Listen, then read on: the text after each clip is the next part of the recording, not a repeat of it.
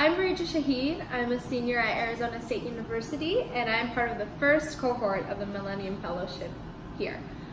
So we're going to begin the self-interview with the first question. What is the most beneficial change you saw in yourself personally thanks to the Millennium Fellowship experience? I would definitely have to say my confidence to take on a more administrative role has increased tenfold thanks to this program. I started out with Hands for Henna, which is my project, as a co-director, and transitioned to a more focused role as director of education for our children's and our students' curriculum. And this has allotted me several more tasks to delegate with our community members, collaborate, and to formulate creative ideas and plans. And upon this journey, with the tools and knowledge that I gained from the Millennium Fellowship experience, I've learned how to delegate effectively, communicate, and really work confidently.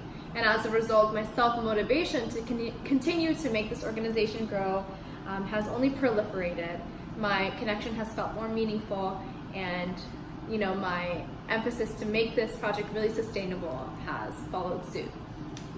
So for the second question, it's what are the 5 most important professional skills you develop thanks to the Millennium Fellowship experience? I can already list 5 off the top of my head. Delegation, effectively communicating our vision, self-motivation, conflict resolution, and collaboration. Next is 3, describe one challenge in your student group or community project, how you applied something you learned from the Millennium Fellowship to the challenging situation, and how you will approach future challenges in the future as a result. So my team and I always envisioned Hands for Henna to apply for nonprofit status. At the time, most of our team composed of students who were not involved in the finance world whatsoever. We didn't know anything about economics, business. We were all more so in the sciences. And upon going through this experience, we've really learned to emphasize both humility and collaboration.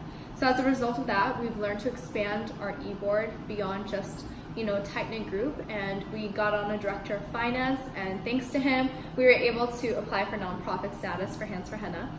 Along with that, we really wanted to learn how to create a greater, more permanent impact on our community, especially our refugee student population.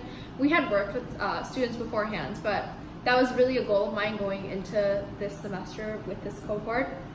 And thanks to all the connections we got with this program, we really gained the confidence and the communication skills to establish a partnership with the local school district here and work with the refugee student population regularly, weekly. 4 is, what were your career goals before the Millennium Fellowship experience, and what are your career goals now? Did anything change, and if so, how? So prior to the Millennium Fellowship, I am studying to be a doctor. I hope to matriculate into medical school after I receive my degree. And after this program, honestly, nothing has changed. If anything, it's really kind of motivated me to continue on this path. My ultimate goal is to work with underserved populations, including the refugee population, in not only their health, but other community service organizations. Dream job is to be, working for Doctors Without Borders, and by being involved with not just the local community here, but with local refugee populations, it's only motivated me to continue any change and positive impact I can have on people internationally. For future students, what are the top 5 reasons a student should become a Millennium Fellow? The first I would say is the people you're going to meet. Going into a room filled with such young people with so much ambition and so much drive and potential to create social impact and change is just inspirational, and it only grows your confidence to do so more. Everyone has an issue that they witness in this world, and there's like a part of them that wants to change it, but there's always that barrier of fear.